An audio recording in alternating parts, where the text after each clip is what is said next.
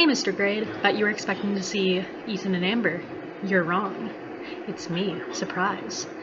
So I'm going to tell you, well, I'm going to interpret the research that Amber did, and she didn't have time to make a video, so I thought, you know what, I'll be nice. I'll make it, because she did a lot of work. She really did. She made box whisker plots and put all our data into Excel and found all those central points of tendencies, and that's what I'll be discussing.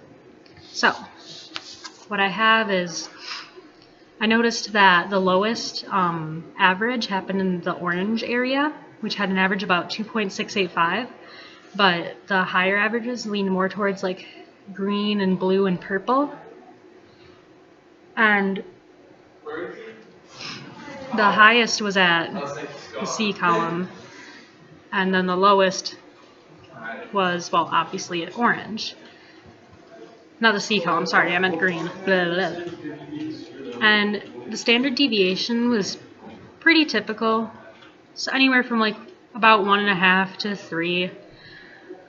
And of course we had a sample size of 200 because we had 200 handfuls, and our confidence coefficient, the 95% confidence interval, was 1.96 for all of them because it's the data we are measuring. Our margin of error changed a little bit because the margin of error was higher in numbers where I picked up more handfuls and lower in areas where I had a smaller handful, so higher in green, lower in orange. And the maximum handful that I grabbed was a lot. It was like 70 some, and that ended up being highest in purple, which you'd think it'd be in green, but it was second highest in green.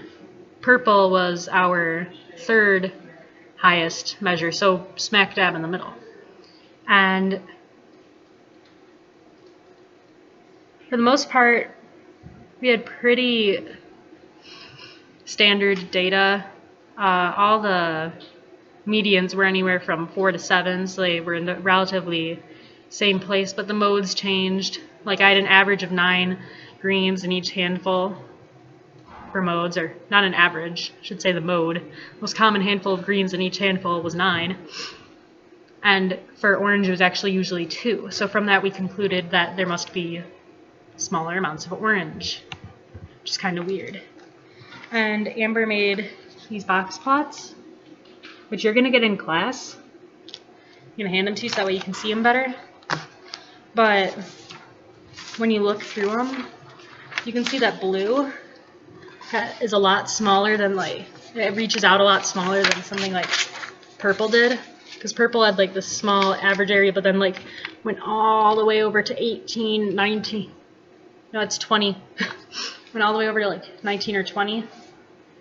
And then blue only went up to like 14 and stayed relatively in its range. Orange was super small. It did not go anywhere really. And then here's red, I think. Can't really tell. Yellow. So for the most part, they seem to not reach much, but then you have things like green. Like the ones that had more variety had a larger box and whisker plot, which was kind of weird. But yeah, I'll see you in class in like half an hour. And that is what Ethan and Amber learned. Well, Amber learned in her study. And that's it.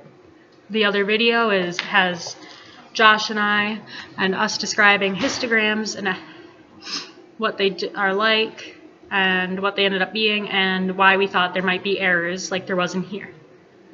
I'll see you later. Bye.